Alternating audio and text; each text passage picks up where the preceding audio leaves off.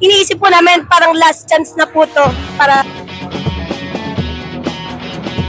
siguro sobrang saya po kasi parang iniisip po namin parang last chance na po to para sa amin sa LHIM. So, parang naiyak ako. Parang sobrang thankful ako sa mga teammates ko kasi nagkaroon na ng bunga yung mga pinaghirapan namin.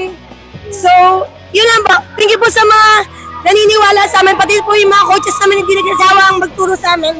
Hello po, maraming salamat po sa pag-suporta sa amin at sana po tuloy-tuloy niyo pa rin po kaming subaybayan at suportahan sa susunod po na level. Thank you po!